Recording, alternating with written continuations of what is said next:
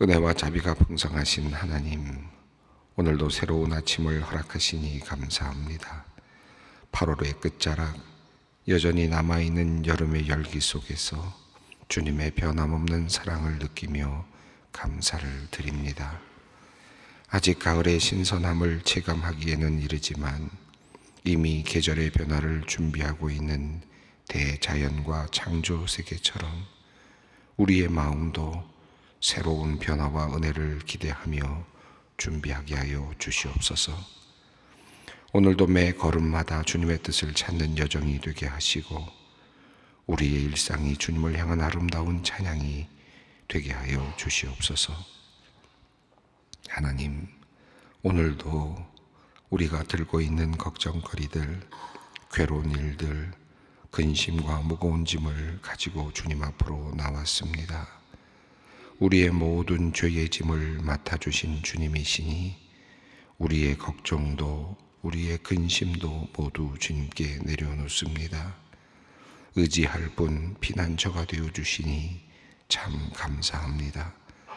우리 약함하시오니 주님께서 우리를 품에 안아주시고 위로를 내려주시옵소서.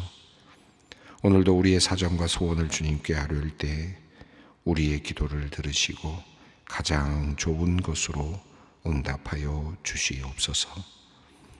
하나님, 오늘 하루도 우리의 입술을 주장하여 주시기를 원합니다. 하나님의 선하심을 신뢰하게 하셔서 감사의 언어가 우리의 입술에 늘 달려있게 하여 주시옵소서. 불평과 불만을 마음과 입술에서 제거해 주시고 맡겨진 일을 기쁘게 감당할 수 있도록 도와주시옵소서. 함께하는 이들과 화목해 하시고 서로의 의견이 다르거나 갈등이 생겼을 때 잘 풀어나갈 수 있도록 지혜도 더하여 주시옵소서. 하나님, 소망교회와 한국교회를 위하여 기도합니다. 소망교회가 세상과 구별되되 세상과 분리되지 않게 하여 주시기를 기도합니다. 세상의 문제에 무감각하고 교회 밖 사람들의 눈물과 아픔을 외면한 채 우리끼리만 구원의 은혜를 나누는 잘못을 저지르지 않게 하여 주시옵소서. 이 세상 가운데 불러주신 하나님의 뜻을 늘 기억하면서 깨지고 상한 가정과 사회와 나라와 열방을 주님의 이름으로 겸손히 섬기는 우리 교회가 되게 하여 주시옵소서. 하나님께서 이 땅에 세우신 다른 교회들과 협력하여 세상을 향해 담대하게 복음도 전하게 하여 주시옵소서. 한국교회가 이 시대를 비추는 진리의 등대가 되기를 간절히 바랍니다. 하나님, 특별히 정치적, 경제적으로 온 국민이 힘든 이 시기에 교회가 사람들에게 희망을 주며 감동을 줄 수 있도록 우리 교회를 사용하여 주시옵소서. 하나님, 이번 주 금요일 구역 지도자 수련회를 시작으로 교회 후반기 사역들이 본격적으로 시작됩니다. 특별히 지구의 모든 구역 지도자들을 축복하여 주시기를 기도합니다. 소망교회 모든 구역 지도자들에게 주님의 지혜와 사랑을 부어주시고 성령의 능력으로 충만케 하여 주시옵소서. 느헤미야와 같이 하나님을 경외함으로 맡겨진 사역을 충성스럽게 잘 감당하도록 소망의 구역 지도자들을 바르게 세워 주시옵소서. 하반기를 준비하는 소망교회 지구의 각 부서 그리고 공동체를 위해 기도합니다. 지구 성인 성서 연구와 구역 예배, 신방 등 모든 자리마다 주님 안에서 성도의 깊은 교제가 활발히 일어나게 하시고 서로 위로하고 권면함으로 주님의 사랑을 실천하는 섬김의 자리가 되게 하여 주시옵소서. 서로의 은사와 재능을 발견하고 축복함으로 영적 성장을 경험하는 은혜로운 자리가 또한 되게 하여 주시옵소서. 소망교회 모든 부서가 주님 안에서 화합하며 조화를 이루게 하시고 각 부서의 지도자들에게는 지혜와 분별력을 주시고 겸손히 섬기는 종의 마음을 허락하여 주시옵소서. 교회 학교로부터 실버 선교에 이르기까지 모든 세대가 말씀과 기도로 깨어있게 하시고 믿음의 성장을 나날이 경험케 하여 주시옵소서. 연약한 자를 위로하시는 하나님, 여러 질병으로 고통받는 이들을 위해 오늘도 기도합니다. 그들을 기억하여 주시옵소서. 주님의 치유의 손길로 그들의 아픔을 어루만져 주시고 고통을 덜어 주시옵소서. 마음의 상처로 신음하는 이들도 위로하여 주시기를 원합니다. 주님의 평안으로 그들의 마음을 채워주시고 새로운 소망으로 일어설 수 있는 힘을 주시옵소서. 영적으로 지치고 낙심한 이들에게 새 힘을 부어주시고 외로움과 고독에서 시달리는 이들에게는 주님의 큰 위로와 평안을 내려주시옵소서. 사랑과 은혜가 풍성하신 하나님, 조카 딸을 위해 간절히 기도하는 은퇴 권사님이 있습니다. 어릴 적 총명하던 아이였는데 고3 무렵부터 시작된 강박증세로 인하여 3년여간 지난 지금까지도 많은 고통 가운데 힘들어하고 있습니다.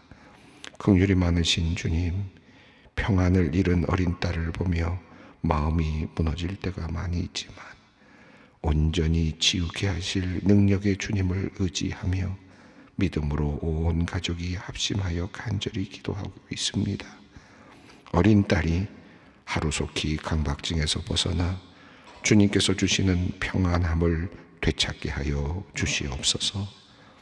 지금은 평상에서 이 새벽 강단을 사모하며 간절히 기도하는 권사님의 그 기도를 들어주시고 또 한속히 권사님도 지친 마음 회복하고 건강도 회복하여 또다시 이 자리에서 함께 기도하는 역사가 있게 하여 주시옵소서. 어제 입원하여 오늘 오전 암 수술을 받는 집사님을 위해 기도합니다. 평생 기업을 일구며 사회에 이바지하였고 일찍이 해외 선교에도 큰 섬김으로 헌신하였던 주님을 사랑하는 귀한 종입니다. 모든 수술이 완벽히 이루어지고 이어지는 치료에도 주님의 치유의 손길이 강력하게 임하여 주시옵소서. 늘 현장 예배의 자리를 함께 지키며 안타까운 마음으로 기도하는 부인 권사님과 자녀들의 간구를 들어 응답하여 주시옵소서. 능력의 하나님, 오늘도 주님을 바라봅니다. 성령님께서 우리의 마음을 열어주셔서 주시는 말씀 감사함으로 받게 하시고 지혜로운 자로 살게 하여 주시옵소서. 또한 주시는 말씀대로 살아갈 힘과 용기도 허락하여 주시옵소서. 우리 주 예수 그리스도의 이름으로 기도 올리옵나이다. 아멘. 오늘 주시는 하나님의 말씀입니다. 느헤미야서 13장 23절로 31절, 느헤미야서 마지막 부분입니다. 13장 23절로 31절 말씀을 함께 읽겠습니다. 그때에 내가 본즉 유다 사람이 아스돗과 암몬과 모압 여인들을 맞아 아내로 삼았는데 그들의 자녀가 아스돗 방언을 절반쯤 하여도 유다 방언은 못하니 그 하는 말이 각 족속의 방언이므로 내가 그들을 책망하고 저주하며 그들 중 몇 사람을 때리고 그들의 머리털을 뽑고 이르되 너희는 너희 딸들을 그들의 아들들에게 주지 말고 너희 아들들이나 너희를 위하여 그들의 딸을 데려오지 아니하겠다고 하나님을 가리켜 맹세하라 하고 또 이르기를 옛적에 이스라엘 왕 솔로몬이 이 일로 범죄하지 아니하였느냐. 그는 많은 나라 중에 비길 왕이 없이 하나님의 사랑을 입은 자라. 하나님이 그를 왕으로 삼아 온 이스라엘을 다스리게 하셨으나 이방 여인이 그를 범죄하게 하였나니 너희가 이방 여인을 아내로 맞아 이 모든 큰 악을 행하여 우리 하나님께 범죄하는 것을 우리가 어찌 용납하겠느냐. 대제사장 엘리야십의 손자 요다의 아들 하나가 호른 사람 산발랏의 사위가 되었으므로 내가 쫓아내어 나를 떠나게 하였느니라. 내 하나님이여, 그들이 제사장의 직분을 더럽히고 제사장의 직분과 레위 사람에 대한 언약을 어겼사오니 그들을 기억하옵소서. 내가 이와 같이 그들에게 이방 사람을 떠나게 하여 그들을 깨끗하게 하고 또 제사장과 레위 사람의 반열을 세워 각각 자기의 일을 맡게 하고 또 정한 기간에 나무와 처음 익은 것을 드리게 하였사오니 내 하나님이여, 나를 기억하사 복을 주옵소서. 아멘. 예, 오늘 이제 드디어 느헤미야가 이제 마지막 이제 장을 맡고 있습니다. 느헤미야 13장 이제 오늘 본문이 마지막 부분입니다. 이 느헤미야는 뭐 13장에 걸친 아주 짧은 그런 책이기는 하지만 큰 흐름으로 본다면 역대상, 역대하 그리고 에스라, 느헤미야로 이루어지는 긴 하나의 이야기 구조를 갖고 있는 책의 마지막 부분이라고 할 수 있겠습니다. 이 역대기, 역대상과 역대하도 사실은 한 권으로 이렇게 되어 있던 것으로 이렇게 나누어져 있는 것으로 말씀을 드렸고요. 또 에스라, 느헤미야도 사실은 한 권으로 되어 있던 것이 이렇게 나누어져서 우리가 읽고 있다고 말씀을 드렸는데, 에스라, 느헤미야 또 그 바로 앞에 있는 역대상, 역대하까지 전체적으로 이어지는 이야기의 흐름은 포로 이후에, 그러니까 포로로 잡혀갔다가 바벨론 포로로 잡혀갔던 이스라엘 백성들이 이제 고향으로 돌아오면서, 예루살렘으로 돌아오면서 그들을 다시 한번 그들이 누구인지를 다시 생각하는 그런 역사적인 하나의 책이라고 할 수 있겠습니다. 그래서 이 앞선 역대기는 그들의 그 조상들로부터 시작된 모든 역사를 다시 한번 훑어보죠. 유다의 역사 중심으로 전체적으로 다시 살펴보는 과정이 역대기였고요. 그리고 에스라와 느헤미야는 바로 이제 포로에서 돌아온 다음에 그들에게 어떤 일이 있었는가, 이제 새롭게 예루살렘을 구축해 나가는, 예루살렘 도성을 다시 이제 수축해 나가는 그 과정이 어떠했는가를 보여주고 있는 책이 에스라, 느헤미야서입니다. 그 마지막이 이제 오늘 본문 말씀입니다. 우리가 읽었던 내용을 쭉 정리해 보면 늘 계속해서 몇 번 말씀을 드렸습니다만은 포로로 잡혀갔을 때의 그 연도가 587년 BC 587년이니까 예루살렘이 그때 멸망을 하고 바벨론으로 포로로 잡혀갑니다. 이스라엘 백성들이 그곳에서 약 한 50년 정도 있었을 때 파사왕 고레스가 바벨론을 다시 이제 점령을 하고 페르시아라고 하는 나라를 세우면서 이 파사왕 고레스는 새로운 종교 정책을 펴게 됩니다.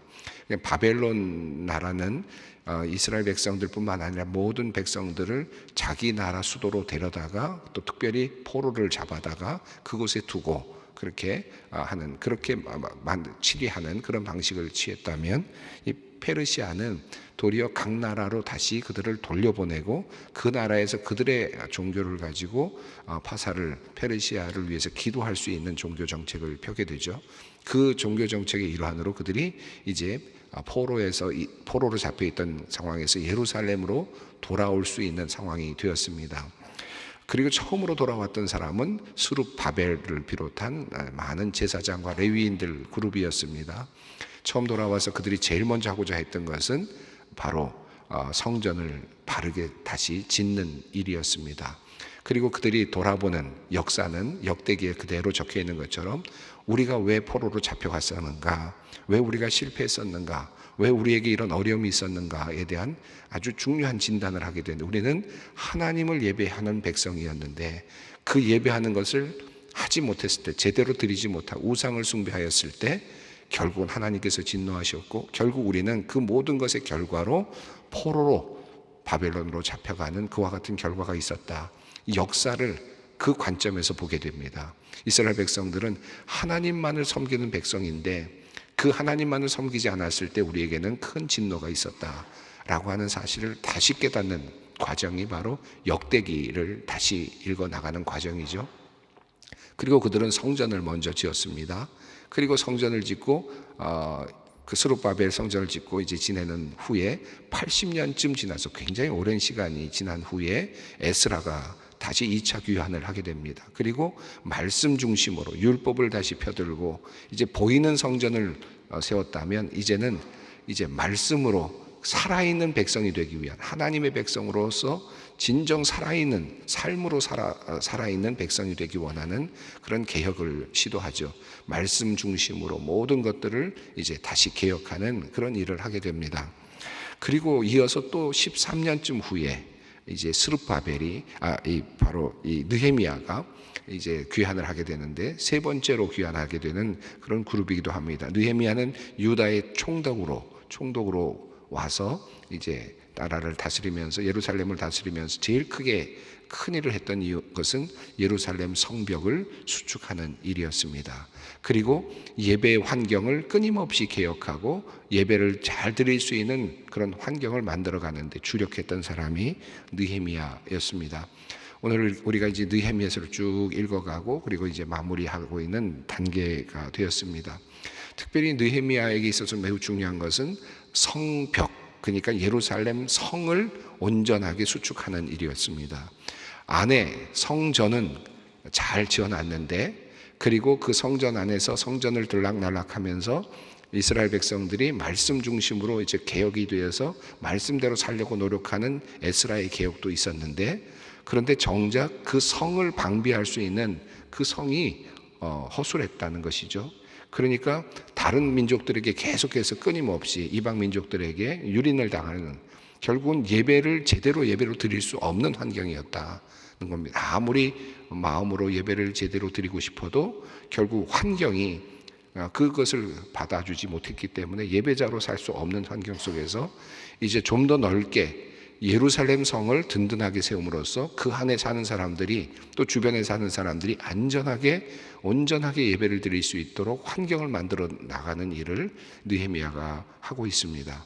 그것뿐만이 아니라 이렇게 여러 가지 어려운 문제 속에서 레위인과 제사장들이 그 예루살렘에서의 그 성전에서 일에 전념하지 못하고 그 자기의 분깃이 없기 때문에, 또 많은 백성들이 자신들이 내주어야 할 분깃을 내주지 않았기 때문에 생활고에 시달리면서 각각 자기의 자리로 흩어졌던 것들을 바라보면서 그것을 개혁하기 위해서 이스라엘 백성들이 함께 모아서 레위인과 제사장들을 돕도록 하고 그 성전의 예배가 제대로 돌아갈 수 있도록 하는 환경도 또 만들어 갔습니다. 이 모든 것들이 느헤미야를 통해서 이루어졌던 과정이었다고 할 수 있겠습니다. 이 느헤미야를 우리가 읽으면서 많은 분들이 느헤미야의 리더십에 대해서 참 이야기를 많이 하는데, 그 이유는 우리가 좀 조금 더 디테일하게 좀 살펴보면서 그 전체적인 흐름 속에서 나타나는 그 리더십을 크게 우리가 부각시켜서 보지는 못했습니다만은, 이 느헤미야서를 읽다 보면 끊임없는 방해, 끊임없는 어떤 그 부정적인 생각들, 또 이웃들의 어떤 아주 단합해가지고 그것을 못하게 하려고 하는 많은 세력들, 이런 것들이 있었음에도 불구하고 그것을 정말 극복하면서, 어려움을 극복하면서 사람들을 독려해서, 그리고 모든 그 백성들이 함께 모여서 마음을 모아서 성벽을 수축할 때도 그러지 않았습니까? 어느 부분은 어느 가정이, 어느 부분은 어느 가정이 이렇게 맡아서 모든 사람들이 함께 참여해서 이 성벽을 구축할 수 있도록 했던 것, 이 굉장한 리더십이었다라고 볼 수 있겠죠. 그러니까 모든 백성들이 한 마음이 되어 살 수 있었다는 것도 굉장한 큰 리더십이었다고 볼 수 있겠고, 더 나아가서 반대가 있었음에도 불구하고, 그를 죽이려고 하는 음모도 있었음에도 불구하고 그것을 잘 극복해 나가면서 끝까지 또 개혁을 성취한 그런 모습도 상당히 우리가 배울 만한 모습이라고 할 수 있겠습니다. 그리고 우리가 뒷부분에 오면서 이 느헤미야가 첫 번째 개혁을 충분히 성공적으로 끝내고, 마지막에는 이제 율법을 읽고 또 회개하고 율법으로 돌아갈 것을 서로 서명하고, 그리고 또 고쳐야 될 것들을 다시 고치는 그런 개혁의 작업을 거의 완전히 이루었다고 생각이 들었는데, 그가 잠시 다시 수도로 돌아갔다가 돌아와 보니까 또다시 엉클어져 있는 모습을 보게 되죠. 그 엉클어져 있는 모습을 또 보고 그냥 포기하지 않고 다시 개혁을 하는, 그래서 또 도비야를 또 쫓아내고 성전 안에까지 들어와서 자기 방을 차지하고 있는 도비야를 쫓아내기도 하고, 또 다시 율법을 중심으로 개혁을 일으키고, 또 레위인과 제사장들에게 또 그 비용을 주지 않는, 그 분깃을 주지 않는 것을 또 다시 개혁해서 또 다시 줄 수 있도록 만들어주는 일들을 감당합니다. 자, 이런 모든 과정들이 이제 느헤미야가 개혁을 해 나왔던 과정이라고 할 수 있겠습니다. 자, 그리고 나서 이제 오늘 마지막 부분인데요. 마지막 부분에서 우리가 첫 번째로 봤던 것은 도비야가 성전 안에 자기 방을 만들고 그 성물들이 들어갈 곳을 그것들 다 빼내고 그곳에 살고 있었던 것을 알고 도비야를 쫓아내는 장면이 앞서 있었고요. 또 레위인들의 몫을 다시 받을 수 있도록 해서 레위인들이 자신의 직무에 전념할 수 있도록 만들어주는 일을 또 열심히 다시 했고, 그리고 또 안식일을 거룩하게 지킬 수 있도록 하는 일을 다시 또 바로잡는 일을 했습니다. 사실 이 개혁이라고 하는 것이 한 번으로 끝나는 것이 결코 아니고요. 이 느헤미야 이야기를 읽어봐도 그렇고 우리의 신앙의 개혁도 마찬가지고 신앙의 갱신도 마찬가지입니다. 우리가 이제부터 내가 성수주의를 해야 되겠다. 또 이제부터 내가 이런 일을 해야 되겠다. 내가 헌금 생활 이렇게 해야 되겠다. 내가 앞으로 교회 봉사를 이렇게 해야 되겠다. 앞으로 신앙생활 어떻게 해야 되겠다. 항상 우리가 마음을 먹고 또 바른 자리로 가려고 노력하지만 또 어느 순간이 되면 또 흐트러져 있죠. 또 뭔가 타협이 일어나 있습니다. 그런데 그때마다 다시 또 점검하고 또 다시 점검하는 그런 과정이 필요하다고 생각이 듭니다. 느헤미야의 그 개혁의 과정은 단 한 번으로 끝났다기보다는 끊임없이 또다시 점검하고 또다시 점검하는 그런 과정이었다고 볼 수 있겠습니다. 그래서 크게 보면 느헤미야서를 읽다 보면 자꾸 반복된다라는 느낌이 들기도 합니다. 이거 지난번에도 개혁한 것 같은데 왜 또 하지? 그 다음에 또 개혁한 것 같은데 또 왜 하지? 뭐 이렇게 반복되나 라는 생각이 드는데, 사실은 우리의 신앙생활이 어찌 보면 끊임없는 반복적인 개혁이다라고도 할 수 있겠습니다. 자, 이런 정도의 전체적인 맥락 아래서 이제 마지막 부분으로 우리가 함께 보겠습니다. 23절 말씀입니다. 그때에 내가 또 본즉 유다 사람이 아스돗과 암몬과 모압 여인을 맞아 아내로 삼았는데, 이 마지막 부분에서 다시 이제 보는 것은 또 통혼과 관련된 내용입니다. 이방 여인과 결혼하는 것, 또 이방인을 사위로 맞아들이는 것, 이런 것과 관련된 내용인데 이미 앞서 나왔던 것이죠. 벌써 에스라서부터 시작하면 벌써 여러 번째 지금 나오고 있는 내용입니다. 그만큼 이것이 이루어지기가 어려웠다라고 볼 수 있겠죠. 에스라서의 마지막 부분에서는 그 지도자들이 자신의 어떤 그 통혼했던 사람들이 를 내보내고 이름까지 적어두지 않았습니까? 누가 누구 어느 가문이 이런 일을 했다라고까지 이름을 적어두면서 아주 단호하게 그 문제를 해결하려고 했지만, 또 역시 마찬가지로 또 이방인들과 통혼하는 이런 과정이 또 일어났습니다. 이 이방인들과 통혼하는 이 과정은 뭐 인종적으로 섞인다라고 하는 의미, 이걸 오늘날로 우리가 생각을 한다면 뭐 이 여러 가지로 의미를 있겠습니다만은 우리의 신앙을 흐트러뜨리는 여러 환경 중에 하나를 볼 수 있겠습니다. 자, 아스돗과 암몬과 모압 여인을 아내로 맞아들였는데, 자, 24절 봅니다. 그들의 자녀가 아스돗 방언을 절반쯤은 하여도 유다 방언은 못하니 그 하는 말이 각 족속의 방언이므로. 이 이방 여인과 결혼을 하고 나니까 결국은 자녀들이 히브리 말을 못하는 겁니다. 히브리어를 못하면은 성경을 읽을 수가 없는 거고 성경을 들을 수 없는 거니까 사실은 하나님의 말씀에서부터 벌써 멀어질 수밖에 없는 환경이 되고 말았던 것이죠. 자녀가 신앙적으로 교육이 제대로 일어나지 못하는 상황이 일어난 겁니다. 25절입니다. 내가 그들을 책망하고 저주하며 그들 중 몇 사람을 때리고 그들의 머리털을 뽑고 이르되 너희는 너희 딸들을 그들의 아들들에게 주지 말고 너희 아들들이나 너희를 위하여 그들의 딸을 데려오지 아니하겠다고 하나님을 가리켜 맹세하라 하고. 여기 보면 느헤미야가 때렸다 이렇게 표현이 나와서 폭행을 한 건가 이런 느낌이 들기도 하는데, 이미 에스라서를 보면 에스라서 9장 1절부터 3절을 보면 에스라도 똑같은 그런 경험을 합니다. 자녀들이 이렇게 똑같은 이런 상황을 보고요. 자녀들이 제대로 신앙을 갖지 못하고 또 통혼한 그런 모습을 보면서 에스라 스스로가 이제 속옷을 찢고 겉옷을 찢고 그리고 머리털을 뜯고 수염을 뜯고 하는 그런 장면이 나옵니다. 에스라서의 9장에 나온 내용이죠. 그러니까 지금 이 25절에 나오는 이 내용도 느헤미야가 지금 하고 있는 행동은 굉장히 상징적인 행동이라고 할 수 있겠습니다.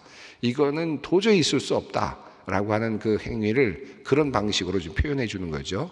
그거 안 돼 라고 하는 것이 아니라 머리털을 뜯고 수염을 뜯고 이러면서 이게 얼마나 이게 아픈 것인지 얼마나 이게 큰 문제인지를 상징적으로 보여주는 행위라고 할 수 있겠습니다. 자, 이렇게 이야기를 하면서 느헤미야는 지금 그들에게 통혼하지 말 것을 다시 촉구합니다. 그러면서 그 이유를 설명하는데 그 이유가 26절에 나옵니다. 함께 읽겠습니다. 또 이르기를 옛적에 이스라엘 왕 솔로몬이 이 일로 범죄하지 아니하였느냐? 그는 많은 나라 중에 비길 왕이 없이 하나님의 사랑을 입은 자라.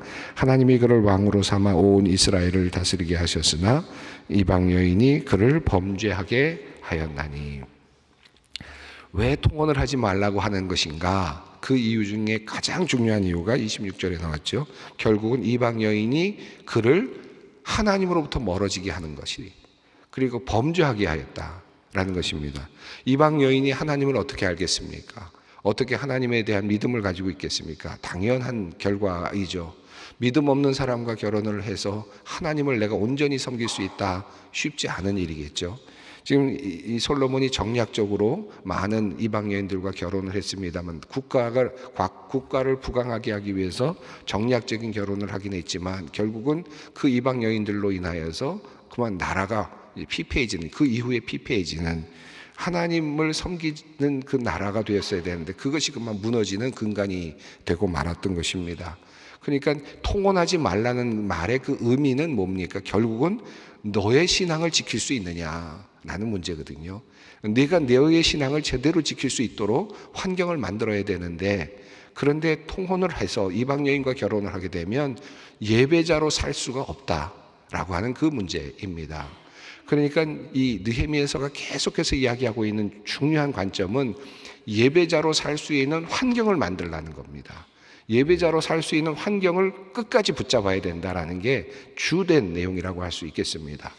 예루살렘 성벽을 짓는 것도 그런 의미에서 예배자로 살 수 있는 최소한의 환경을 만들라는 것이고, 또 레위인들과 제사장들을 존중하고 그들의 분깃을 나누어주면서 그들이 일어날 수 있도록 만들어주라는 것도 예배 환경을 제대로 만들라는 뜻이었고, 또 더 나아가서 이 통혼의 문제를 다루는 것도 또 만약에 내가 이방인 여인과 결혼을 하게 되면, 이방 사람과 결혼하게 되면 예배자로 살 수 없다, 그 범죄할 수밖에 없다라고 하는 그 위험성을 또 지적하는 거거든요. 계속해서 예배의 환경을 어떻게 만들 것이냐, 이걸, 그리고 그것이 흐트러지지 않도록 만들라는 것이 굉장히 중요한 느헤미야가 지금 느헤미야를 통해서 우리에게 주시는 말씀이라고 할 수 있겠습니다. 또 하나는 그러므로 자녀 교육도 결국 우리에게 말씀하고 계시죠. 자녀를 온전한 믿음 안에서 키울 수 있어야 된다. 이것이 지금 마지막으로 느헤미야가 우리에게 알려주고 있는 내용입니다. 28절과 29절의 내용은 제사장들이 그러한 일을 함으로써, 이방인들과 결혼함으로써 제사장으로서의 직분조차도 제대로 감당하지 못하는 그런 참으로 안타까운 일이 일어났는데, 그것에 대해서도 지금 이 느헤미야는 그것을 바로잡았다라고 하는 내용이 나오고 있습니다. 30절과 31절에는 레위인들과 제사장들이 온전하게 생활하면서 하나님만을 섬길 수 있도록 한 것에 대해서도 이야기를 합니다. 그러니까 레위인들과 제사장들이 온전한 자리에서 하나님을 섬길 수 있을 때 이스라엘 백성들도 그 안에서 함께 갈 수 있다라고 하는 그런 확신도 이 안에 담겨 있습니다. 마지막 절 한번 읽겠습니다. 또 정한 기한에 나무와 처음 익은 것을 드리게 하였사오니 내 하나님이여 나를 기억하사 복을 주옵소서. 레위인들과 제사장들이 제대로 일을 하게 하기 위해서 정해진 분깃들을 나눠줄 수 있도록, 그들에게 공급할 수 있도록 만들어준 것에 대해서 마지막으로 이야기하면서 하나님이여 나를 기억하사 복을 주옵소서. 이 말씀, 하나님이여 나를 기억하사 복을 주옵소서, 중간중간에 몇 번 나오죠. 근데 이 기억하사 복을 주옵소서라는 말은 그분이 이 느헤미야가 모든 일을 하나님과 기도하면서 했다라는 것을 의미하기도 합니다. 그의 모든 행동은 하나님과 기도하는 가운데 일어났던 충성된 행동이었다라는 것이기도 합니다. 이제 오늘 느헤미야서를 전체적으로 읽어보았는데요. 이제 결론 마지막으로 하나 말씀드리면, 이미 말씀드렸습니다만 어떻게 우리의 예배의 환경을 잘 만들 것인가 하는 이 문제를 이번 느헤미야서를 읽으면서 마음속에 다시 한번 새기고 또 우리를 돌아볼 수 있는 그런 시간이 되었기를 바랍니다. 함께 기도하겠습니다. 하늘에 계신 우리 아버지, 아버지의 이름을 거룩하게 하시며 아버지의 나라가 오게 하시며 아버지의 뜻이 하늘에서와 같이 땅에서도 이루어지게 하소서. 오늘 우리에게 일용할 양식을 주시고 우리가 우리에게 잘못한 사람을 용서하여 준 것 같이 우리 죄를 용서하여 주시고 우리를 시험에 빠지지 않게 하시고 악에서 구하소서. 나라와 권능과 영광이 영원히 아버지의 것입니다. 아멘.